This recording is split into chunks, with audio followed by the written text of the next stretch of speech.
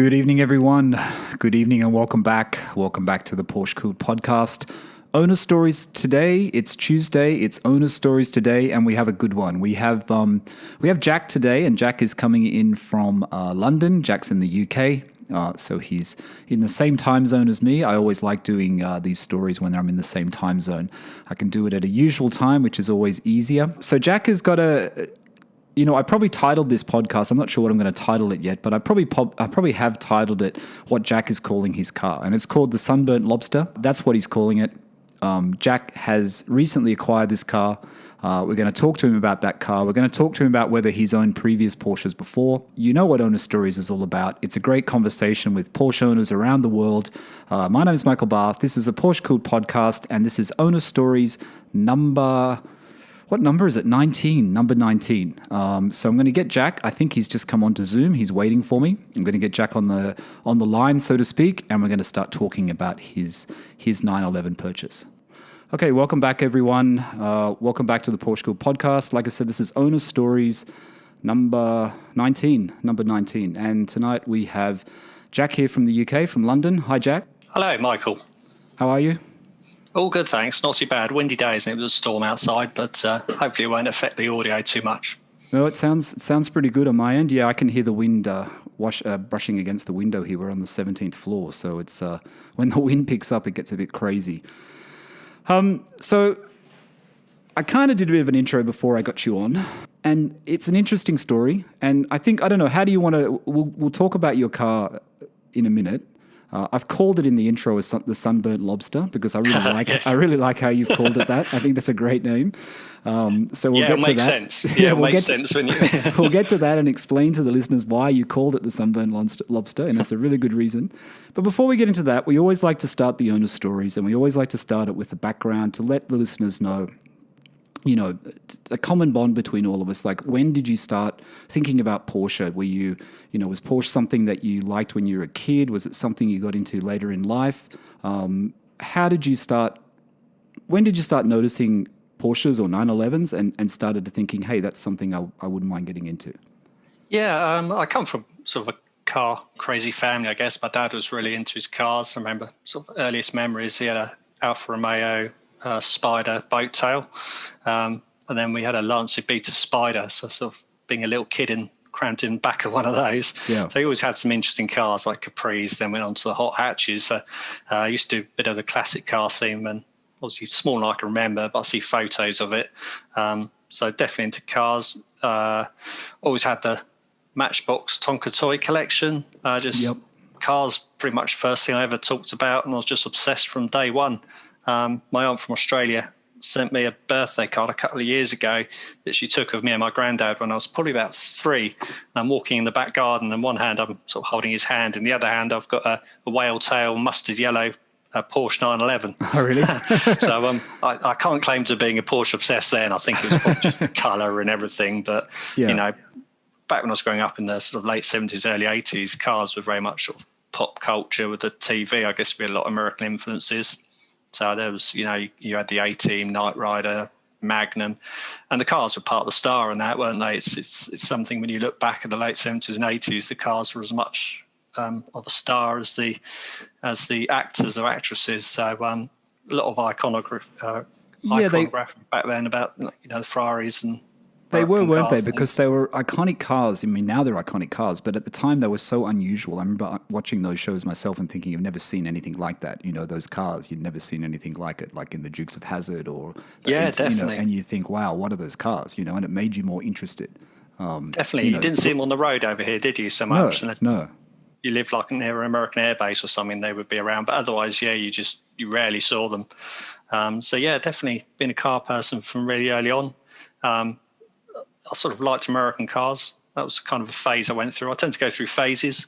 So American car, I imported one probably about 10 years ago now. I imported an American car and sort of gave that a go for a little while. So I tend to jump in and out of phases. But what did you import? What was the car you imported? 1969 Chevy Nova V8. So that was before the Porsche, that was the first and last car I imported. So as I say, it was about 10 years ago. So there wasn't quite so much you could do over the internet. You could do an email, and it was sort of, there wasn't any sort of instant sort of communications back then. So you send an email, you'd wait for the time difference, you get a reply, then you'll send another one. So it was kind of a bit laborious. Okay, so that's we'll talk about that when we get into about the process you went through with the car you've purchased. So you have had experience with bringing cars in from the US into the UK. Then you have had that experience 10 years ago with your once about 10 years ago. Okay. I've imported the odd motorbike from Europe, and I've bought things unseen before. I was really into bikes for many years, and right. That was a bit of a hobby of mine, was buying and selling, and I kind of got comfortable with buying things unseen and just sort of speaking to owners and pictures. So I kind of worked out a way of hopefully not getting scammed was the main thing, really. It's the first time you ever do this. It's just that you worry about all those watchdog stories where, somebody sends $2,000 and surprisingly doesn't get their sort of 2-year-old Harley Davidson they've been promised, Yeah, which happens, doesn't it? It does actually happen. It still happens, Yeah, you've got to be very careful. So you bought this American car. You had that for a while. When was the first... I know that you've owned other Porsches before, so I want to get into that. So what was the first Porsche that you bought, and where did you buy it from? So it was a year after the American car. I sold that. I spent some money on a bike, and I had just some money left over. And I had a really cool T4 transporter van at the time. That was kind of my daily. And I decided to put a 1.9 TDI conversion. There's a guy in the West Country who did a conversion on them at the time. So it had the old diesel pump. So that was really cool. And he said it would take a week. Drive in, drive out would be a week. So for that week, I hired a car. And then at the end of the week, the van didn't turn up. And, I got the story that the ECU wasn't talking to this. And, in fact, it would be like 3 to 4 weeks. So I had a sort of decision, really. I could either keep hiring a car at, a couple £100 a week or whatever, or my better idea was to buy a car and then run it for the time and maybe sell it and not lose any money. So as with all these things, you start off with a really small budget and it keeps growing and growing, and I kept a small radius around the house. And this Porsche 968 was on eBay. It wasn't miles away, it read quite well, and I think I either went to see it and then bid on it, but it was basically $4,000. It was just back then it had a category marker against it, been hit in the back but repaired. Okay. But, it's a really cool car. It was a 968 Sport, Iris blue. Had the sort of standard Sport interior. So the Sport is basically, Sport's basically very similar to a Club Sport. I think the story goes AFN, Porsche AFN bought loads of unsold Club Sports. And to make them a bit more sellable, they stripped out the old pole positions, put in some sort of 944 cloth seats, and tried to make them slightly less basic to shift them. Really? Yeah, it was kind of a hybrid car. I believe it was only sold in this market. Okay. It was quite cool. It had like MO30 suspension, and it had a few Club Sporty bits on it. So it's basically a Club Sport, basically. I believe so, yeah. I believe the VIN numbers are Club Sport. I think back then, track days and stripped down road cars weren't really... That would have been that's a fantastic car for the money. I mean, I know it's, 8 years ago, is it? About 8 years ago, probably? Yeah, it was just before the classic car boom, really. So it was just an old car. I ran it for about a year or so, and it was better when I drove it as a daily. It was really good as a daily. It did have niggles, like the wiper arm linkage fell off and the boot kept opening itself, and it was just like an old car niggles. Yeah. And eventually it just got better of me. But it kind of opened me up because the kids were small at the time. I could shove them in the back and, pop out for the morning on a Saturday or Sunday. And it was just as like the cars and coffee mornings were starting to sort of appear at local pubs and venues.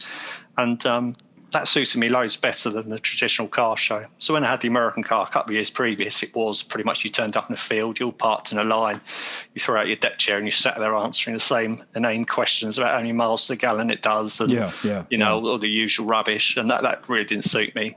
But the cars and sort of coffee mornings were great. You get there, you walk round, you can talk to people if you want. If you don't, you just park your car, leave it and grab a coffee and... it kills a couple of hours. You get to see some cool cars. And a 968, the transaxle port, the 968s, the 928s, the 944s, there wasn't that many around 8 years ago, was there? There wasn't a lot. It didn't. Well, no. They were around, but they weren't really sought after, were they? They weren't really sought after. They were a bit under the radar still. People were still a bit unsure about the reliability. They were unsure about the electrics of them, etc.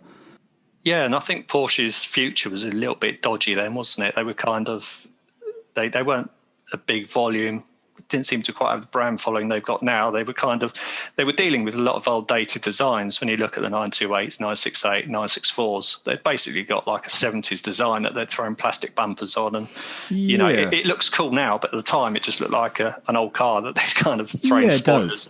I mean, obviously the 928 was still the one. That was the pick, wasn't it? I always remember the 928 always looked better than the others. Yeah, but I think now, I think the 968 has a really nice shape. The rear of the 968 is pretty nice, I think. Yeah, those lights are really cool on it. Yeah, it's amazing what they did for the money, because they probably had such a limited budget, and they were told, look, you've got like £5.50 to turn a 944 into something modern. True. And they probably, so they did a great job. So you're driving the 968, you're going to Cars and Coffee, you're enjoying the Porsche experience after the American car. Reliability, it was okay. There's no major issues with the 968. It was reasonably okay for the money. Niggles, old car niggles. It got quite a few miles, probably 120,000 miles. So it done the usual thing of falling into that sort of bargain basement where people, perhaps previous owners, perhaps didn't sort of keep quite fully on track of repairing everything. If it kind of did, they'd leave it. They wouldn't sort of just replace everything. So it was just kind of like I think it was about 15 years old then. So just falling into that trap of being a cheap second-hand car that, probably being ragged around quite a bit and not being loved quite as much as it should have been. So you didn't spend a lot of money on it. You just enjoyed it. Just did the mechanics, any type of mechanical work that had to be done. And that was pretty much it. I do my own stuff. Yeah. Okay, so then you've got the 968. And one morning you wake up and you think, okay, that's enough of the 968. I'm going to get something else. Is that how it happened? So what did you look at then? What was next? I went completely the other way and bought a new car on PCP. So I bought a Fiesta ST. It just come out, and I bought. Okay.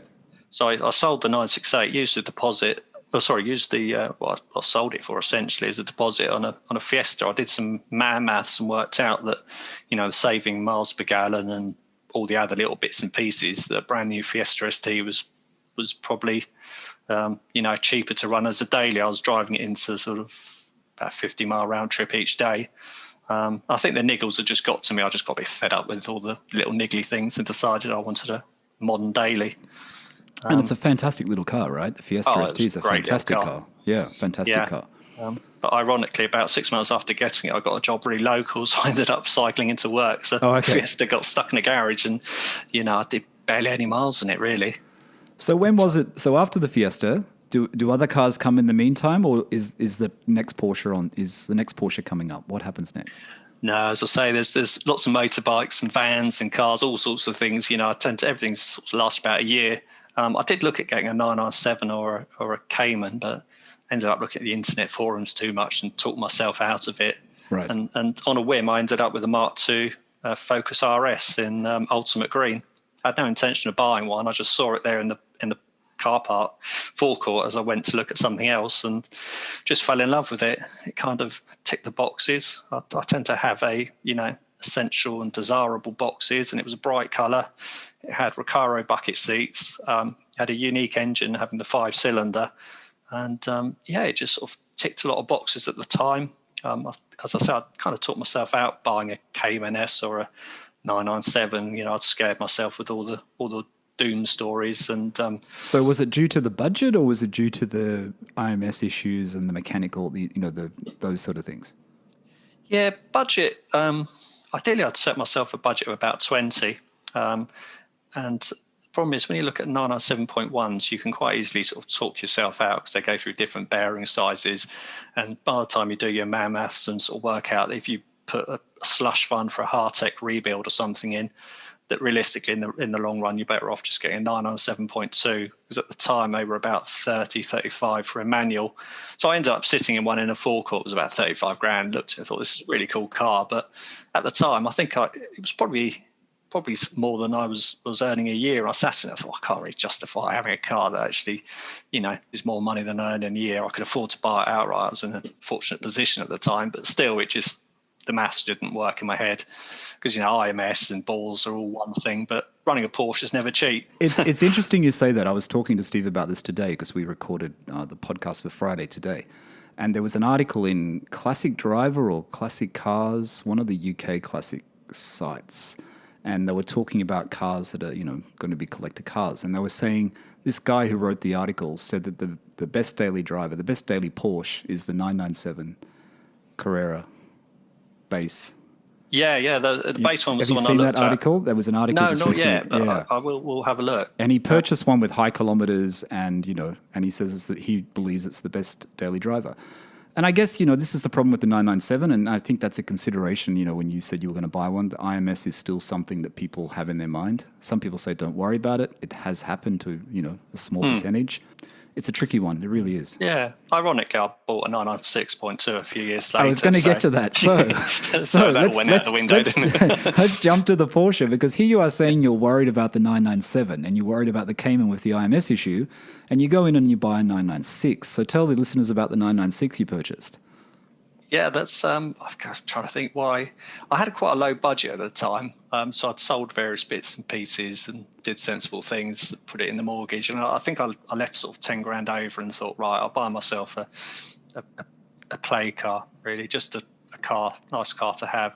So I was sort of hunting around for that 10 grand. I'd always sort of looked at 996s. My dad's had one since 2001. He's had a Carrera 4 from new, and he's still got it. And one of my brothers had a. Yeah, he's got one of the Gen 1s. That's so weird, because I had someone contact me on Instagram who said that they've had a 996 from new as well. They've had it for 18 years or 19 years. And he's been absolutely fine on his one. Yeah, and this person said the same thing. Yeah. So he bought a 996.1 from new.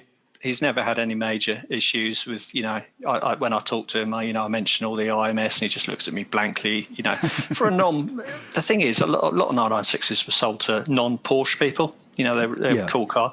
So they're not the sort of people who sort of hang around forums and get themselves worried by things. And, they just bought a Porsche because they liked it and they drive it, and, they're probably the best sort of people because they're not getting wrapped up in all the, what ifs. They just get a car, they sort of like it. Yeah, you're not getting all that information, are you? You're not sort of getting too deep into the information and getting yourself scared. So you bought is this the reason why you bought the 996? Because you had driven your father's car? No, it was more of a budget thing. Ironically, 968s had become quite valuable at that time. So they were 15, 20. And when I bought them, it was reversed. When I bought the 968, it was reversed. The 911 was twice as much. Back then, I'd have, had I got a straight choice between 968 and a 996, I would have quite happily. I wouldn't have even looked at the 968, to be honest. For me, Porsche's 911. So, but this time around, it was kind of like a no-brainer. It was just, why pay so much more for a 968 over a 911? There's probably loads of people out there shouting at me at the moment for saying such blasphemous things. But for me, 911s are just, really cool. So I think, I test drove a Boxster. Yes. That was a bit cheaper. That was around the sort of 7 grand mark. It didn't really do a lot for me, to be honest. I know they're great cars, but I think I'd set my heart on a 911. I thought, if I'm going to get caught with bills and things, I might as well have a car I want rather than, gritted teeth, shelling out money on a car that I don't particularly want. I thought I'd missed the air-cooled boat years and years ago. That's my passion. I love the old air-cooled stuff. Yeah. But the more I looked at 911, 996s, I kind of liked them more. I certainly wasn't looking for a Gen 2. I was looking for a really early Gen 1. There's quite a long-running thread on piston heads regarding early 3.4 911s. Yeah. I don't know whether you've listened to the owner stories with James from Melbourne in Australia, Porsche Platts. James has the Cup car. Yes, I have. Yeah, and good car. He had the Cup car, and he's just done the Fitzgerald racing car in Australia. He's actually just had it on the track. He put it on his Instagram. He just had it all, the yellow one. It's completely finished now. But he said the same about the 996. He said the 98 original model, he thought was the best one. And I think the one he had LSD, and it had the better suspension. Yes, I listened to that story. And he said because it's so light, he said it was a great car. You know what I mean? Yeah, certainly on paper, it's better than the 993 that it replaced. I mean, if you were buying them at the time, it's kind of a no-brainer to buy the newer model. So then you started searching out 996s. You're scouring the ads to try and find a 996. Yeah. So as I said before, I tend to have my essentials and my desirable list. So I was kind of doing my search with quite tight parameters. I didn't want a tip car. I certainly didn't want a drop top. I think Targas probably came a bit later, but I wasn't really interested in Targa. So I'd really narrowed it down to a coupe, manual, and again, because I was into the forums and Evo and stuff, the C2, everyone says, the C2 is kind of the one to go for. In this country, it's probably very debatable whether a C2 is more usable. But anyway, you tend to sort of fixate on certain things. I just wasn't really finding what I wanted. I kind of really narrowed my scope down. And because I was working at the bottom end of the budget, it was just not really finding what I wanted. How many years ago, sorry, Jack, how many years ago did you buy the 996? Not that long ago. I think it was June 2019. Oh, so very recently. Yeah. So prices hadn't really taken off as much as they had now, but they were certainly climbing. So it was very much a case of I kind of knew the boat was sailing. There was a lot of noise around them that they were starting to get momentum behind them. They'd come out of the doldrums. Yep. So tell the listeners, what did you actually buy? Which 996 Carrera did you end up getting? So it was a Gen 2. So it was a 2003 in basalt black. It was a C2 manual, hard top, without a sunroof, which is pretty desirable in this country, is to get. It had the 8-way heated electric seats, had Bose rear sensors, really good, really well spec'd car. It'd been lowered. It was on MO30s, but it'd got something like E-Bash or H&Rs. It'd been lowered slightly. So, nice. It was a lovely looking car, and it had sensible mileage. I think it was about 88,000 miles. It had decent history. So you bought that, you didn't buy that one sight unseen then? You went and had a look at that, it was in your local area, you checked it out, etc., or you got someone to check it out for you? It was in my local area. So I to be honest, I set my sight on an early one. So this one had come up. It looked really good in the pictures, but I think it was an eBay ad. But the seller was something like Trade City Cars or something, and it was priced too low. And it looked too good in the pictures, and with the spec, for the money, it was just well below market price. I think it was just below 12 grand, and it was below market price. And I kind of Which is a flag there and then, isn't it? Yeah, exactly. The fact it's being sold by trade. What's wrong with it? Yeah, it's too cheap. But it was quite local, so I thought I need to sort of break the duck, go and visit the first one. You never buy the first one you see. At least I've gone to see it and see what I think. So I popped up there, had a look at it, and it funnily enough, it turned out to be a really good story. Despite him having a Trade City Cars seller eBay name, he was sort of a private guy who just out 996 turbos. They were his passion. He just absolutely loved 996 turbos. Part-time job for him. He ran a big logistics company, beautiful house, beautiful gates, a Lambo in the garage, really, really nice guy, proper nice guy. He just had loads of 996s. And it turned out the guy had come to buy a 996. He'd owned this Carrera 2 for about 9 years and said, will you take it Part X? And this guy said, I don't usually tell him Part X, but it had a good story. He'd owned it a while. It was a really clean car. He wasn't asking silly money for it. So he said, it's not my usual thing, but I'll just sell it for what it owes me just to sort of get it out. Okay, so going back to your IMS concerns with 997s, and you didn't buy that one, the Cayman or the 997, did it have any IMS solution done? Had it had the Ellen Engineering solution done, or...? No, it hadn't actually. So it had an invoice for a clutch and an RMS seal. So when I spoke to the owner... he was pretty much of the same sort of thought as I. There's that get it inspected. If it isn't loose, isn't showing any signs of wear, leave it. Don't fiddle with it. It's been in there for 80,000 miles. If it hasn't gone by now, it's probably not going to go. Yeah. So I decided my preventive maintenance would be to get oil analysis done every year. So there's a company called Miller Oil. You can send an oil sample away, and they'll scan it for all the bits. And so basically, if an IMS is going, my theory was that it would show up in the oil analysis, and it was a lot less intrusive than trying to yank out a bearing that had probably, seated itself nicely. I think I agree with you. And someone else mentioned the same thing, that they get that done. I forget who mentioned it to me in another story. Excuse me. And I think that's the best way to do it. You get, I know people check their oil filters and whatever, but you get the oil analysis done. It's more. It goes down to micron level. It goes down to all the elements. So if there's any issue, but it's interesting with your car though, because it had the clutch change. You said, right? The clutch had been changed. So you would guess whoever changed the clutch on that car, they would have had the option then to do Yeah. the IMS thing, and they also chose not to do it, which I thought. Yeah, and they chose to do the RMS. But they chose to do the RMS, but they didn't do the IMS, which is very interesting that they would choose just to leave it. Yeah, they were the same school of thought as me, that if it's been in there a while, it only really affected quite a small minority. And some of the IMS solutions aren't wonderful. And to be honest, the IMS is only one thing that can go wrong on that M96 lump. Yeah, true. You read the forums and they're, crankshafts, score boring. There's a whole raft of things that can go wrong. So my thought was, if it's been in there that long, the more you read, the more things you find. That's the problem. Yeah. So did you have any major issues with the car when you owned it? Because I want to get onto your current car, but did you have any major issues with the 996 during your ownership period? No, it was a really good car. It was, a good car. As I said, did the oil analysis. It came back absolutely crystal. There wasn't a single element, wear mark or anything in oil. It was really good. I mean, it was a bit nerve-wracking doing that because, if you see that it's got a bit of engine liner in there or, cylinder liner in there, you kind of know you're in trouble. But no, it was really good to see it was all clear. What do they charge for that analysis?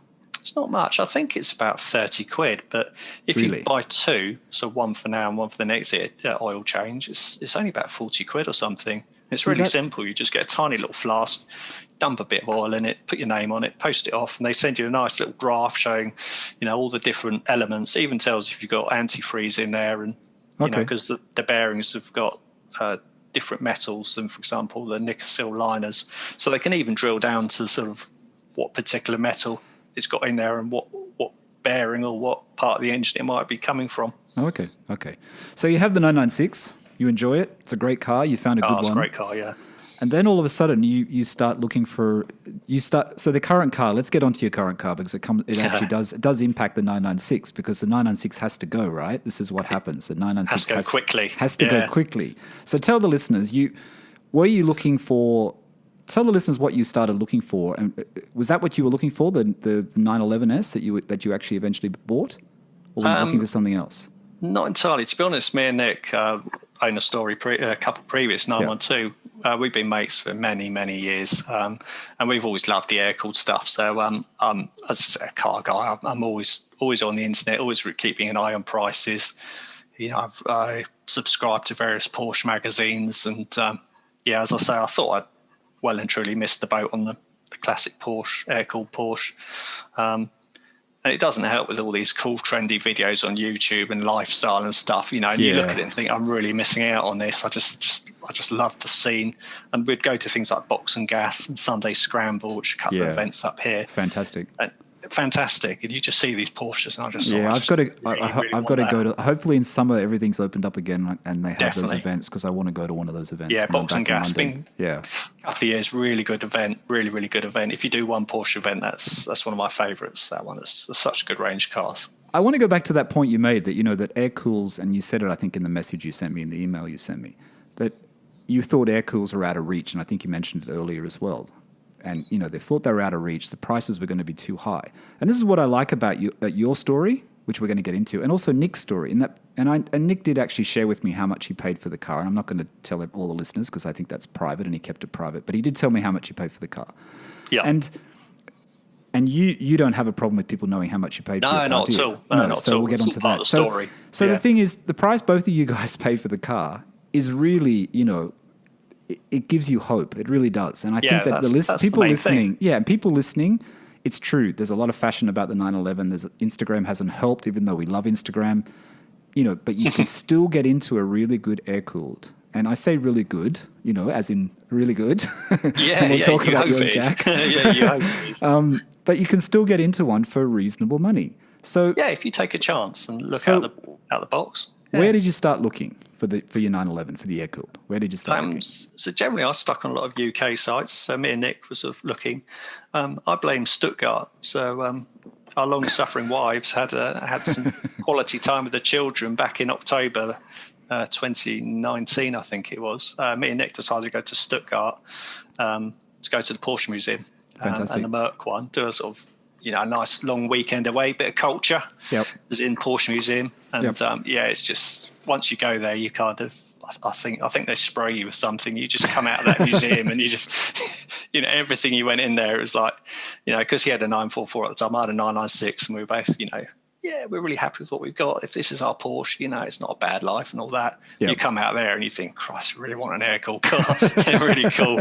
And we're both sort of scheming and plotting how to get into an air-cooled car. And I think it was that Christmas, Nick said, right, I'm just going to have to do this. Even if it ends up being an absolute hound, at least I've got one. It's got my name on it. It's in my garage. It can be a long-term project, but I've got air-cooled. Yep. So I kind of thought, well, yeah, crack on. So anyway, he started asking about websites and looking at South Africa, and I previously looked at South Africa, and it was just importing was a pain, and the Porsche. Why South Africa? Is there a reason why? It was just a dry state, and looking for somewhere that was dry and somewhere alternative, because prices in the UK are just skyrocketed. Yeah, they're crazy. They're crazy. Generally, if it's been here all its life, it's generally rotten. So the idea is if looking abroad. So is South Africa a good market for air-cooled 911s? Is it? Is there a lot there? Didn't appear to be. When this was a previous phase of mine, I was looking at old Japanese cars. So I was going to import a Datsun 510, and they were really cheap. So I was looking at Datsuns. That was a couple of years ago. Right. And I'd noticed Porsches were out there, but they didn't seem cheap. And there isn't a very well-defined transit route. I mean, buying from America is so straightforward, but buying from South Africa doesn't seem very straightforward, and it's a lot of red tape, and it just seemed more hassle than it was worth, and the price wasn't. They were a real premium car over there, so there wasn't any price benefit. So anyway, Nick was looking around. I've always kept an eye on classic cars and a classic car website and a few others, and there'd been a couple pop up around the 30 mark, and I'd rush off and hit the mortgage calculator and work out everything I owned and how much money I'd need to get there. And it to be honest, the maths never quite worked out. I didn't want to get into Porsche air-cooled ownership with a loan, and also trying to put money aside for a slush fund for annual maintenance. It just the numbers just wouldn't work, especially for a toy, and trying to convince yourself that it's a growing asset, the world. So, you kind of hope on it. That's but you what we tell our wives. That's what we you? tell our wives, isn't it? Yeah, exactly. It's an asset. But then they'd expect you to sell it, though, wouldn't they? That's the downside. I was looking at Europe. Europe seems to get a lot of cars from America. And they seem to go for quite cool safety colour ones. You get the oranges and the bright greens, and they seem to pick up some really cool stuff. And I was noticing there was quite a few. I use the word patina. It really annoys my wife, but I use the word patina. They seem to pick up a lot of stuff that's maybe got an old paint job or original paint job with a bit of sunburn on it, and I just really love that look. That slightly alternative look of not being pampered and over restored. So you started looking. And you found a car. You eventually found the car that you thought, okay, this is it. I'm going to sell everything. Yeah. And I'm going to buy this car. So tell the listeners what you actually found and where you found it. So it was on Pelican Parts forum, which is an American Porsche forum. They have a classic car, a Porsche cars for sale. And after the end of every month, everything drops off. So they keep it down to about 5 pages.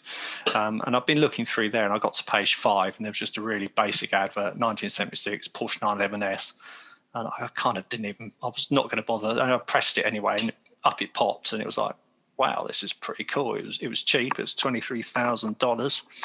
But it kind of crossed the line of patina and rusty. Because basically the bonnet, most of the paint had come off the bonnet, and it was one of the galvanized cars, so it kind of got this unusual galvanized, slight rust, flaky paint. Let me just tell the listeners why you're telling the story. While you're listening to the podcast, if you can, go to Jack's Instagram, and it's sunburnt_lobster_911. Look at the pictures when he's telling you what it is, because it is definitely patinaed. It has got a great patina. So sorry, Jack, go on. No, yeah. So the first impressions weren't great. There was only sort of 2 pictures there. The advert was quite basic, but to be honest, once I'd seen the price and seen the car, and for me, the killer part was the fact it had lobster red tweed interior. Now, I really like these contrasting, clashing colours. I love that interior, by the way. I think it's fantastic. I saw it and I thought, man, that interior is just... It's everywhere. It's just like everywhere. A bloodbath in there. There's red furry carpet up the sides, and it's mad. And for me, that just really, I just thought I've got to have this car. Because funnily enough, on the 996, I was looking at Boxster red GT3 seats. They're ridiculous money. I absolutely love red interior. So this car was a running car, right? It wasn't just a turning motor. It was actually a drivable running car. The guy was using the car. Yeah, he was using it daily. So I'm not quite sure the backstory. Unfortunately, I don't get a huge amount of backstory off it. I believe it'd been owned. It'd been owned for a number of years, being parked up as a non-runner. So he'd got it as a bit of a project, and he buys sort of the odd European car, and he does American trucks and stuff. So he's kind of into sort of doing little projects. So he'd replaced the whole fuel system, so that included tank lines, and he couldn't get the original fuel injection to work. So he junked it and bought a BITS EFI, which basically works off a mega squirt EFI. Right. BITS, and the guy who does BITS EFI does custom fuel rails, basically makes an entire turnkey bolt-in part. I think they're about $1,500, but basically it converts an old CIS Porsche to a modern EFI that you can plug in and program off laptops and stuff. So he had done all that. I think he'd replaced a couple of shocks, done some brakes. Fortunately, hadn't touched the bodywork, and basically got it up to a drivable standard. And, so he did the work on the car himself? He did all the work himself? Yeah. It's actually started a YouTube channel now, and I've kept in quite close contact with him. So he raced national sprint cars. So he was quite mechanically savvy, really, and he'd got a good history of tinkering with cars. And it was one of those sort of typical American yards. There was like an old 50s wagon up on bricks. There was some American truck. He just had a yard full of cars. But when you're buying a Porsche, it's probably not the best looking sort of advert, a yard full of cars. So you did a video call with this guy. You called him. You went through. The car doesn't have a lot of history, you said, so there's not a lot of records. There's no Cardex, there's no previous owners, there's no service books, service history. There's none of that sort of stuff. No, it's pretty much what you see is. So obviously I showed my wife the picture of it, and she just laughed and said, God, that's the worst looking thing I've ever seen in my life. It sounds disgusting. And you haven't got 20 grand. So apart from that, crack on. Okay, so you start talking to the guy. It's 23,000 US, right? 23,000 US. So you try to get him down in price. You decide you want it. And So a couple of emails went back and forth, and by this time I still hadn't got permission from my wife. I'd kind of floated the idea and got, told not a chance, you ain't got the money, and I'd kind of done some mad maths in my head that I could just scrape the money for it if I'd sold everything, but it wasn't an amazing plan. To be honest, I didn't expect the car to still be there. It was on page 5 of the advert. It was cheap, I've never seen a Porsche that cheap, especially one that was sort of running and all together. And it turned out the guy had loads of offers. He had a lot of IR8 PCA members emailing him, demanding him to sell it to them for 10 grand because it was despicable what he'd done to it. And he kind of laughed them off. He thought it was quite funny. So this is what I was going to get to. Is this why the car was available? And this is why, because there's so many people, and you've only got to look at Bring a Trailer and even P-Car Market, and you look at the comments that people leave, and they're so like, everything has to be perfect. They want this classic car, and they want everything to be perfect. They want everything matching. They want all the papers. The air conditioning vent is the wrong model year. And you know what I mean? Or the speedo is the wrong, and they're so particular in that these ones, like the one you found, and I think Nick's is obviously probably. Nick's is probably nicer, right? It's slightly nicer, right? But it is a 912. It's not a nut, but it's not a. Yeah, he's got a really good one, but it's not a 911S. No, yours is still a 911S, which has that flat 6. Yeah, which has a lot of cred. And the thing is this why these cars are there? The cars are there if you search for them, because these people that are looking for 911s at the moment are being too fussy. You know what I mean? It could well be. I think he wasn't a hugely motivated seller. So, I mean, it's always a game, buying and selling. So speaking to him, he said, I've had loads of offers. I've got an email, a folder, and I'll just stick all the offers in there. And he wasn't massively motivated. And I guess you saw his yard full of cars. He's a good salesman, he was. He was, yes, for sure. He wasn't massively motivated. So it's kind of playing that sort of game with, sort of trying to work out what the best offer is. And he said straight off the bat, he just said, 23 is where it's at. Buy it or sell it, but take it or leave it. That's the number. I've got other people interested in it, but I'm kind of not massively motivated. If it stays a bit longer, it doesn't really matter to me. So it was kind of like, I looked at it and I just fell in love with the car, really. And I kind of did the maths, and I worked out that if I sold pretty much everything I earned, cashed all my chips in, I could certainly pay for the car and the deposit on the shipping. So how did you get the car though? Then, if you had to sell, so you had to sell the 996. Yeah, I had a motorbike, a 996, and a few other bits and pieces. So yeah. So how do you sell them so quickly? How do you sell them so quickly and don't miss out on the Sunburnt Lobster? Yeah, it was a bit of a challenge. I think I had the deal done in a couple of days. I think it was just miraculous, really. I mean, so I spoke to him and said, look, it's going to be tricky getting the money. I'm really up for it. So I put a decent deposit down. He was like, well, I'm not really that interested in a deposit. I just want to sell it. I was like, right, okay, but I've got to sell some stuff. And he was like, well, you sound like a stand-up sort of guy. I'll hold it for you, for a week or so. I think it was a week or something. He said, I'll hold it for you for a week. Oh, that's good. I said, well, that's good. But he said, I really, I don't want any long drawn out. Because you have to remember when you're selling something, if you've got somebody from a different country as a buyer, it's going to be more hassle than if somebody just turns up, gives you the money and goes away. Yeah, true. So you kind of have to sort of win their confidence and trust and promise that you're going to love the car forever and that you're not just going to be a time waster. Because if I'm a seller and I've got, a really easy seller, I've got a real pain in the arse sale, and I know which one I'd go for. So you kind of got to sort of play the game a little bit and sort of, not push your luck too much, I guess. So yeah, no, fortunately I had quite a few photos of my 906, and I've probably already written an ad before. I may have already drafted an ad. So I ended up putting it on Facebook Marketplace for a good price. Had loads of interest, all the usual stuff that, do you mind taking it for a full inspection and all this sort of stuff? And I was like, well, not really. It's a good price. It is what it is if you want it. And I ended up selling it to a 996 trader who turned up that afternoon, gave me the cash. So I had to take a bit of I had to sell it at lower than market price. But did you, Jack, have issues though? Because, the thing in everyone's head when they're buying a 996 especially, did they actually have an issue because it hadn't had the IMS thing? Yeah, definitely. So it was a problem when you go to sell it for most people? Yeah. So they all wanted me to do the risk and take it for an inspection, get it ball scope, get it all checked out. But even though you have those oil samples and you can say, I've been doing this and there's nothing showing up, there wasn't enough? First question was IMS. Everyone asked IMS. Fortunately, the garage I sold it to, which is Friends Green, they do a lot of 996s and 997s. They always change an IMS as a matter of part. When they sell their car, it's part of their pre-prep as they do the IMS, they do various bits and pieces, but then they get top dollar. So Friends Green didn't really care about the IMS. They saw the oil, that was quite good. They liked the car. They gave me decent money for it, what I was asking for it. Okay. And they replaced the IMS. I did ask them to let me know if if it was wonky or if it was still fine. But it actually featured on one of their videos. They compared it against I think it was a early generation. But yeah, my black car was one of their video cars. Okay, fantastic. So you're communicating with the guy in the US. You want this car. You've only seen a couple of photos that he's put on online. How do you check it out? How do you make the decision? How are you comfortable with making the decision buying that car from the US from this guy?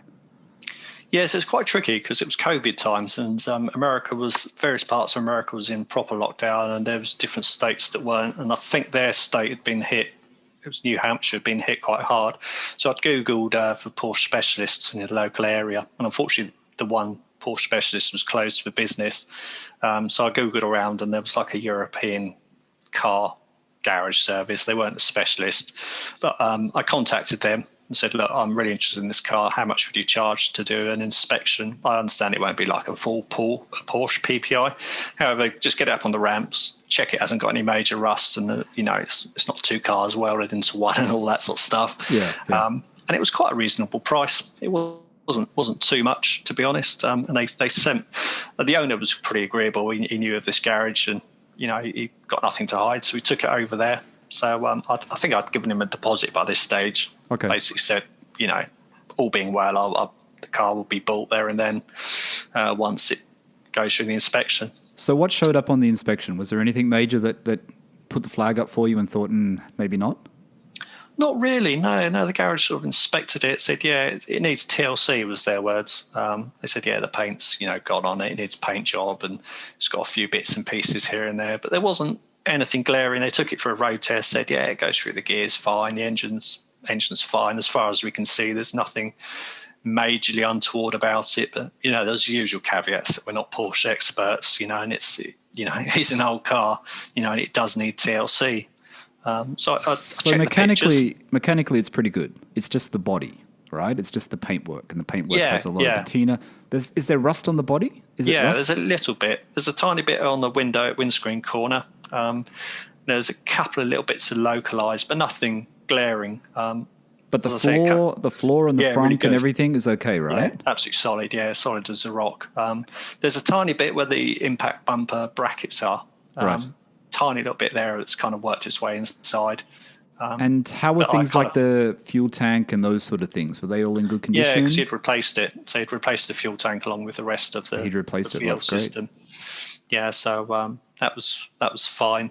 As I say, the floor plans were actually better than the top of the car because it hadn't been subjected to weather. All the floor pans are all original. There was no under seal on it, and there was no welding work underneath the car. So yeah, it's really solid. That's pretty rare, isn't it? I mean, normally there's always a bit of rust in the floor panels.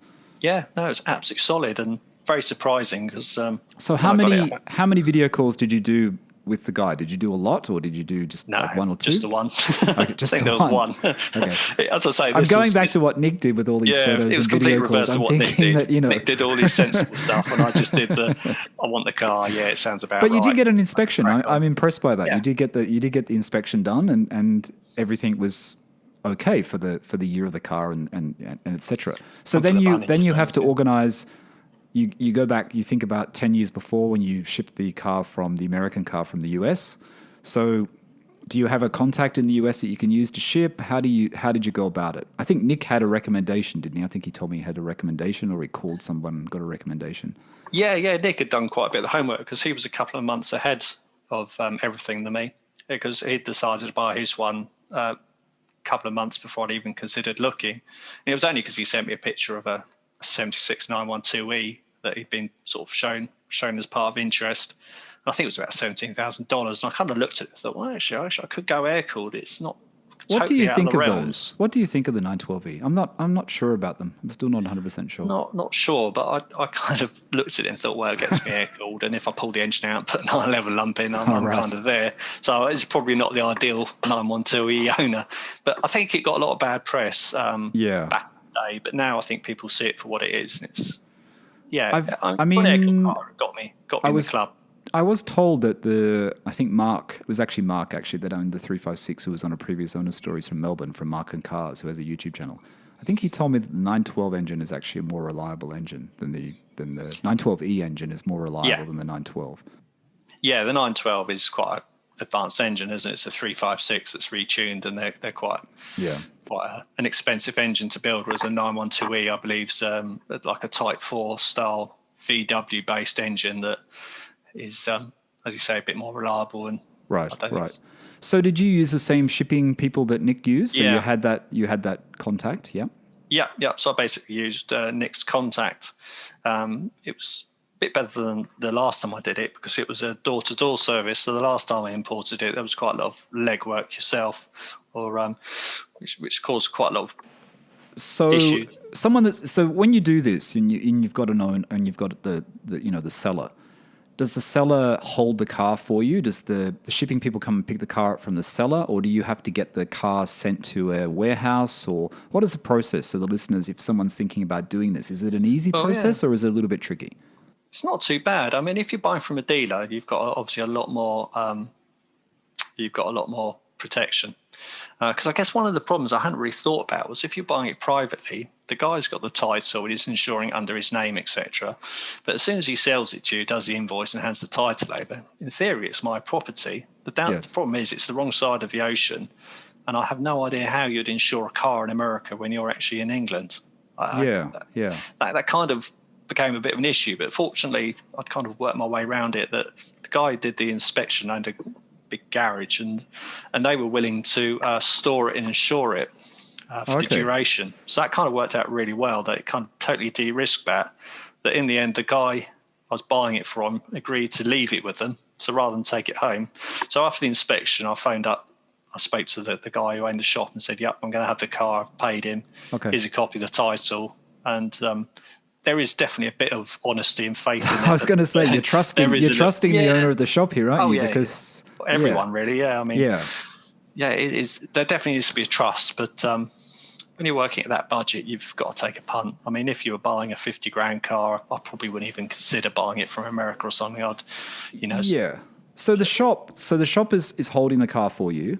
The shop did the PPI. It's holding it for you. They've got insurance, so the car's covered. So then when it goes to the shipper, then it goes on to the shipper's insurance, correct? So then the shipping insurance covers it and then it's okay. It's just that in-between bit where you have to get it from, and the extra cost that you can incur when you have to get it from the seller to the shipper. You know what I mean? Absolutely. Especially if there's a distance between the ports. Yeah, so the seller did actually offer to keep it in his garage, but I kind of, my trust only goes so far, especially with somebody you've never met before. So I definitely took the shop up on their offer to store it. It was only like $100 to store it and insure it for 2 weeks. So the shipper arranged all the shipping, sent a truck down to the shop, loaded it on, took some pictures of it. And the next time I saw it, it was in New Jersey docks being loaded and had its inspection report. So how long did it take in total for the shipping to get to the UK and et cetera? It's about 2,000 pounds or so, somewhere like that, 2,000 or 3,000 pounds to ship? Yeah. And then import duty is about 5% because it's an import, because it's a classic car, so it comes under a different import duty, a lower import duty. So it took about a week or so for the transport to get to the shop because it was already in New Hampshire and just had to go across to New Jersey. It was only, I think, about an hour and a half or 2 hours. It wasn't a long journey at all. And then it was just a case of getting onto the next boat. And then once it's on the boat, it's really quick. It was probably less than 10 days port to port. Okay. And part of the door-to-door service was they arranged a vehicle and a trailer to collect it from Southampton. And once it hit Southampton, they're just so keen to get it out of the port. To be honest, it barely spent any time in Southampton. So when it arrived, what did you do? Did you get it sent to your shop? Did it come straight to your house? What was the process? Yeah, I got it sent to my house. When I had the American car, I had it sent to an American car specialist, and they sort of MOT'd it and checked it all over, which is the most sensible thing to do. But as I say, I blow most of my budget anyway by this stage, so I didn't really have that sort of that So choice it comes to your it. house, and you can't drive it yet because you have to get it compliance, is it, or MOT'd, or is that what has to happen? You can't drive the car, or you can drive the car?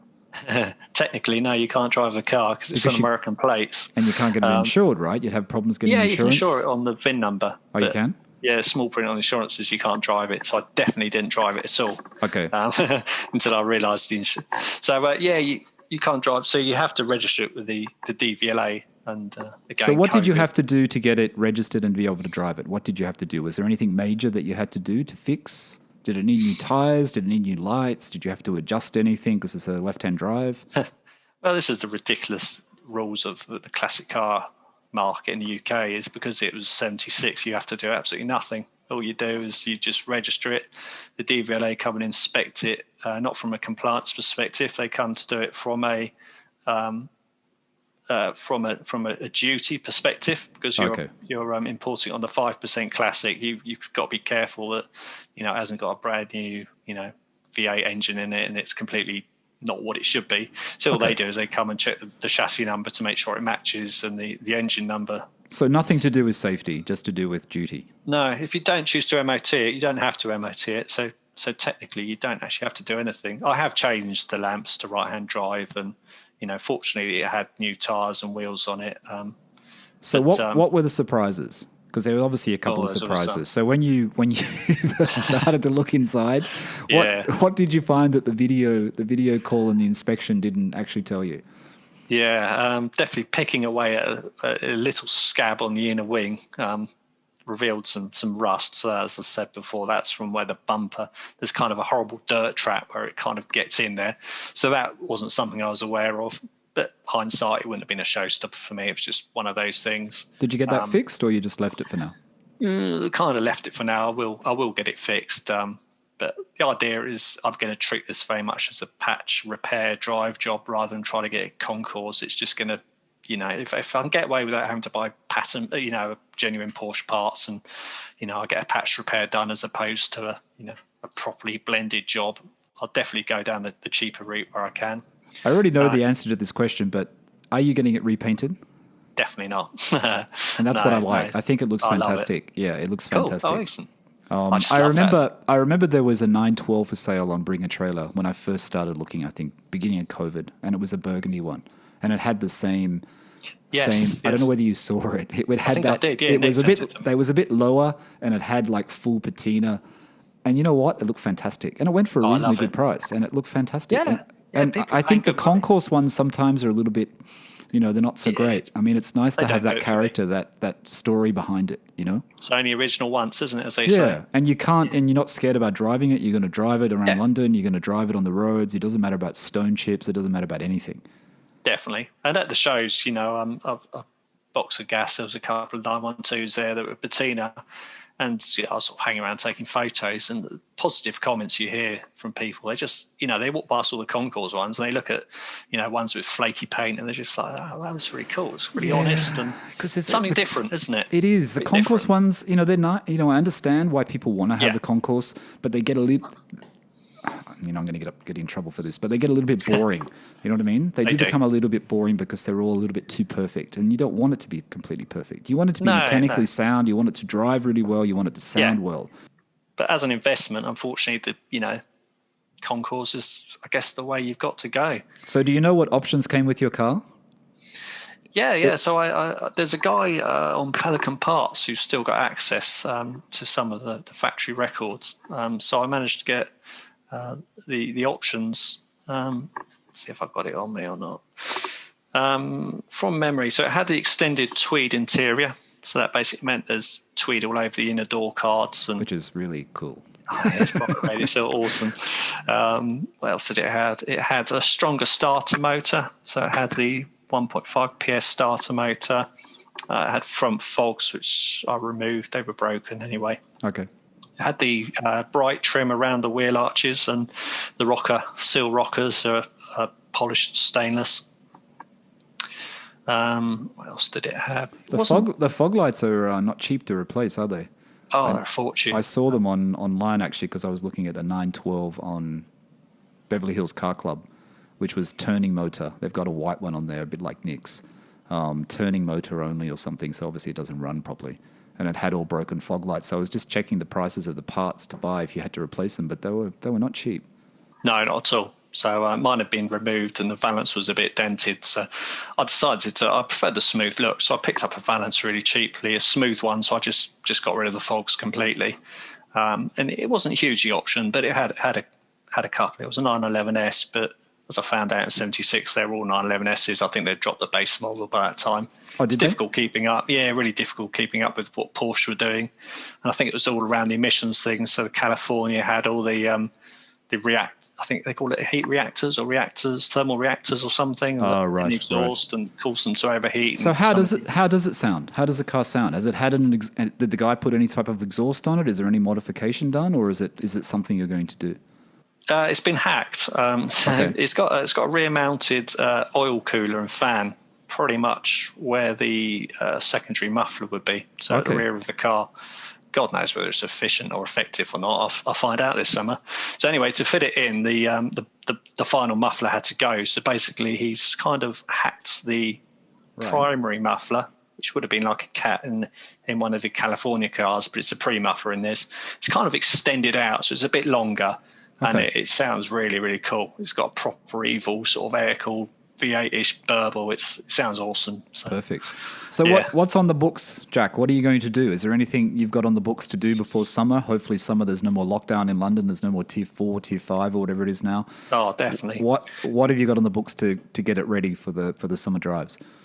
I've done quite a bit of tinkering myself. I like to sort of get my hands dirty. So I've gone through. I had a really long shopping list, and I've slowly gone through ticking through items. I had to rebuild the pedal cluster, put new bushes in. The master cylinder had blown, and it completely soaked it all and just turned it into a horrible rotten soup. But fortunately, it hadn't rotted the floor pan out. So God knows how, but as luck would have it, it didn't rot the floor pan out. It just made a complete mess of the pedal cluster. So I rebuilt that, so it's proper smooth now. Brake master is right pain. It's right underneath the car. So it's taken quite a few attempts to try to get that sealed, basically, so it doesn't leak. I had to replace a couple of brake lines, solid lines, while I was under there. Just loads of little tinkering jobs. There was nothing major. I replaced the left-hand lenses with some right-hand ones, and got some yellow lenses on there. I just like the look of the yellow lens. Yeah, the yellow's nice. The shocks are all okay, you said, right? He'd recently changed the shocks, or they had an upgrade?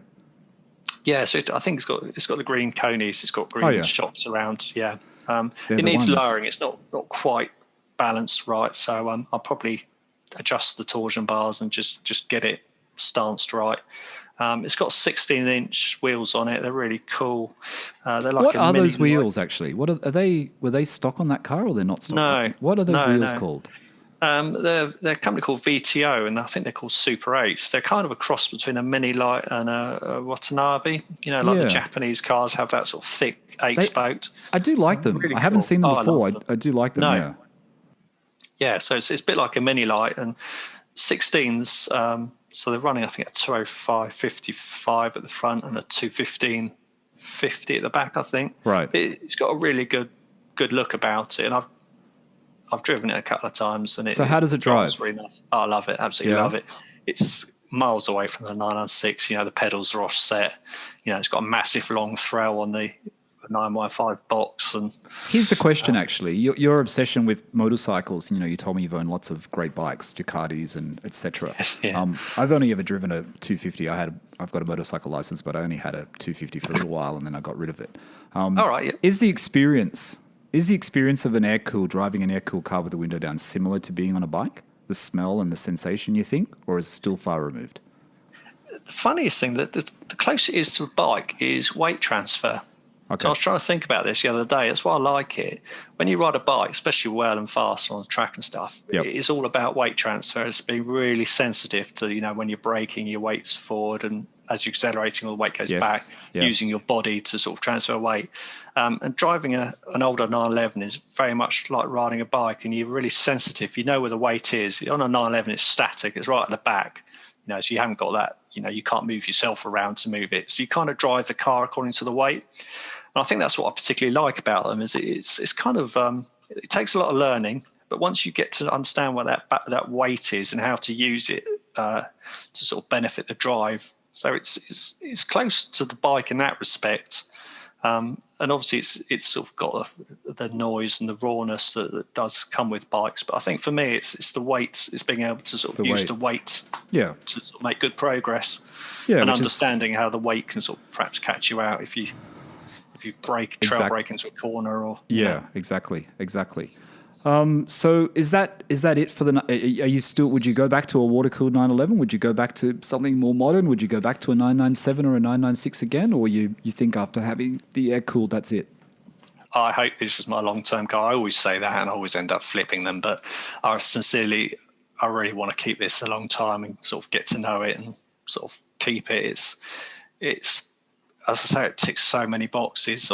Even before I thought I could afford one, me and Nick were talking years ago, and 1976, the same year I was born, so that was kind of a cool thing to have. Oh, that's good. Yeah, it just ticks so many boxes. I really didn't want a sunroof car. I just don't like the look of them so much. I have to say it's pretty cool. Both Nick's 912 in white and yours in the Patina and the 911S is a pretty good pair to have. I hope you take some good photos and get them up as well, because it'd be a good photo shoot with those two together.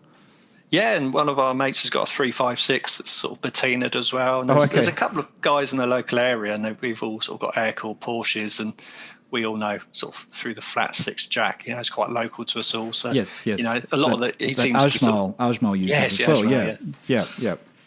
He seems like a really nice guy. He's got a really good shop. Flat 6 Jack on Instagram, if you're wondering who we're talking about, who's a Porsche shop in just outside of London.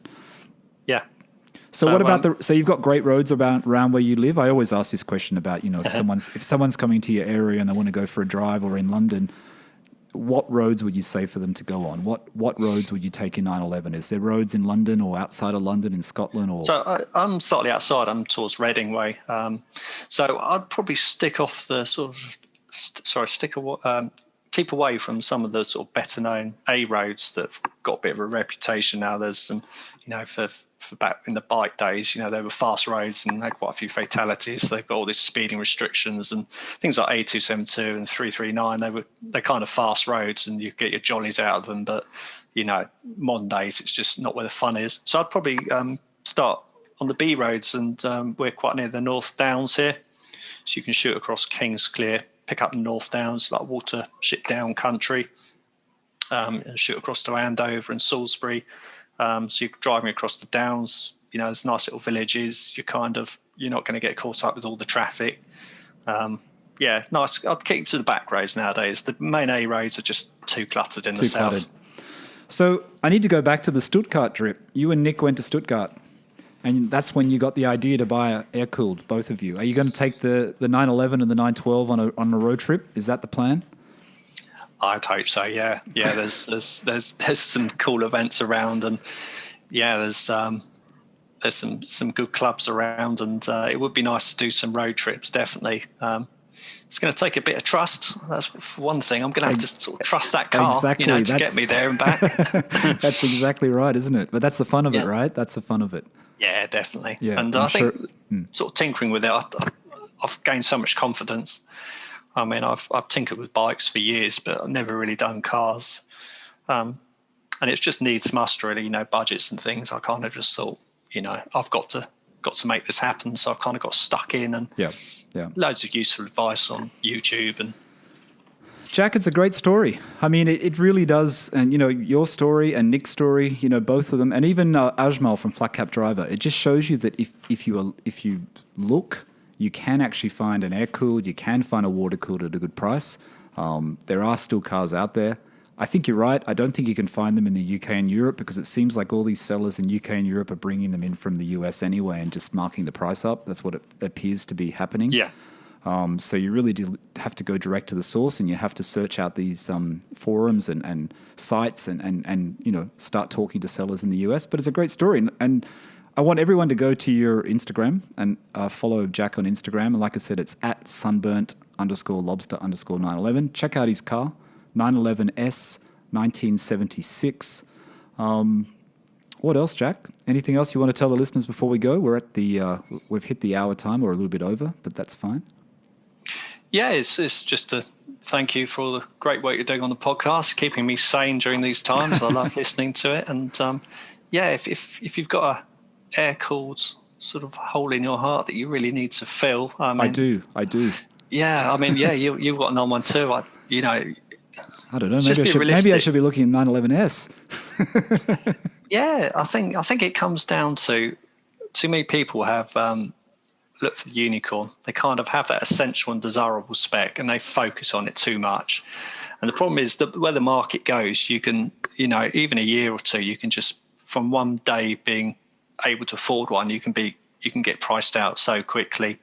So maybe sort of think out of the box a bit, look at slightly different markets, and if you're buying at the lower end of the market, you definitely have to take a bit of a punt sometimes. And Nick's great story for due diligence. He got loads of photos, and he managed to find one that wasn't on the market and got a cracking deal on his one. He got a great car there.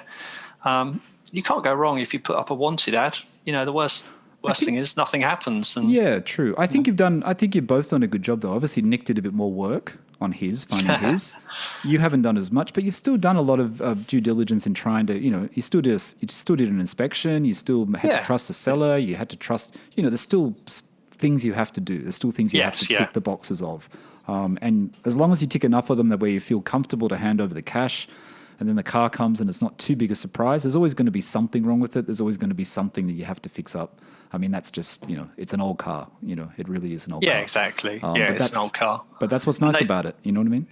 Yeah, and they went through that period of being worthless, didn't they? So they got treated such way. So exactly. Nick was lucky that his one had been owned for a number of years. So it was probably like an old family dog or something. So the owner, he didn't really look at it as value. He wasn't trading it in and out. Whereas my one, I imagine, passed through a few hands, and it probably did end up in that banger territory. And it certainly came into this country with about 12 speakers and a dodgy old sound system in it. So it probably had quite an interesting life. But the thing is, both the cars have character. Your car has a lot of character. Yeah. It's a talking piece. You're going to take it to Cars and Coffee. You're going to take it to events in the UK during the summer if everything's back to normal, or when things get back to normal, and people are going to want to know about the car because it has that appeal. You know what I mean? It really does. It's going to create a lot of conversation when you take it places. That's for sure. Yeah, I hope I'll just sort of, as I say, try to maintain it as much myself as I can. I won't get too obsessed with trying to make it perfect and restore it and paint it and do all that stuff. I love the fact that 90% of the panels are original. So where it's the two-stage enamel, a lot of the clear coat, top coat is worn off. So it's left like a really nice aluminium style on that base coat. How do you protect that, though? Do you put anything onto the car? Is this? I didn't actually touch that. Yeah, I did a lot of research, and there's all the various different substances, and some leave like a waxy finish. But the one I've found to stop rust, right? You still need to put something on it so it doesn't rust anymore. Protect it, and stop any UV light affecting it a bit more, I guess. I use a thing called Renaissance wax, which I believe one of the British museums uses for artwork. It's quite sort of sensitive, and I just sort of rub some Renaissance wax on it, and it's not going to get driven in really wet weather. I've got a daily car. So that's a matte sort of finish? It doesn't put a shine on the... Yeah, satin, satin finish. Yeah, sort of matiny satin finish, and it seems to leave quite a nice finish, and I stick away from wet washing the car, so I've got a waterless, one of these Autoclean waterless cleaners, because as I say, it's a little bit frilly around some of the edges, and I don't want to start chucking water, and some of the rubber seals aren't wonderful, because the car's not dirty and it's not. Is that something you need to do? You need to change the seals on the doors and everything? It will do, yeah. It's going to have all those sorts of jobs, and I think the thing is, when I do the windscreen, it's going to be it's going to unravel. There's going to be this hole is never going to be just a little hole. It's going to be a big hole, and if you do that, you drive it during the winter? No, probably if the weather's nice, I will. If the weather's, I won't do it if there's salt on the road or if it's wet. It's just because I've got a daily car that's far better at doing that. Heated seats and stuff. Yeah, true. I will be quite precious about it, and I don't particularly want to get it too wet because although it's galvanised, it's 44 years old. Yeah, you still got to think about it. It's still got factory underseal under it, so it won't respond well to being daily driven. And but I certainly don't want to keep it just as a Sunday car. My commute now is probably 10 miles each way, and it's quite nice roads. So I'll drive it to work, and when the weather's... Basically, it'll take over from where I left off with bikes, that I'll use it as much as I can when the weather's good. So I'll use it whenever I can. I don't need to worry about putting mileage on it because it's got some huge number on the clock. Fantastic, Jack. Thank you so much for sharing your story. I think the listeners are going to enjoy that today. I mean, it's like I said, check out Jack's Instagram. It'll be in the link of this podcast as well, so check that out. It's Sunburnt_Lobster_911. Thanks, Jack. Cheers, Michael, for all your work and keeping these podcasts churning. They're great listens, and really enjoy it. Thanks so much, and I'm glad you reached out. It was good. It was good to chat. Should keep in contact as well.